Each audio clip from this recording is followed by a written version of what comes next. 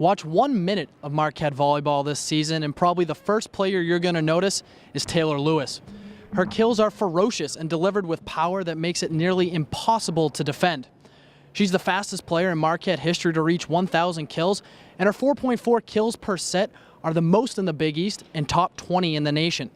But we wanted to know what makes her so effective. So, with some help from the physics department, we went behind the kill.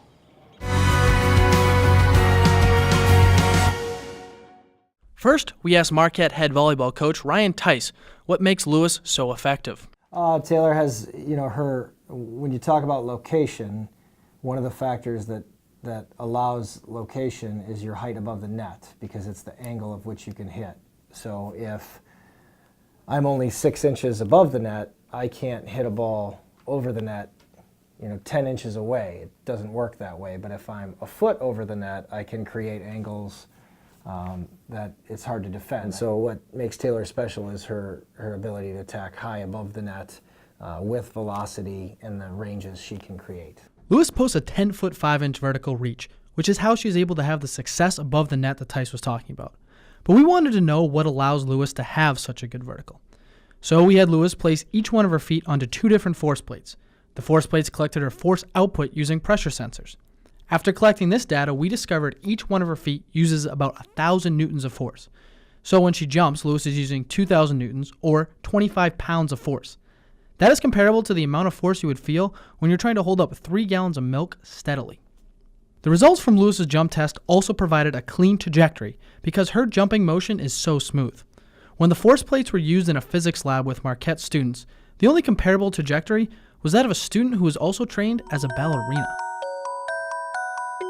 Next, we had Lewis perform some kills in order to track the motion of the ball to collect some more data points. But before we get to those results, we asked Lewis what it feels like when you land a successful kill. It's like, it's like after you get that first drop on the roller coaster and you're like, okay, next point. It's ironic that she said the feeling is similar to that of a roller coaster because the acceleration of the ball after she hits it is 40 times the acceleration of gravity, which is the same acceleration used by a roller coaster before it goes up a loop-de-loop.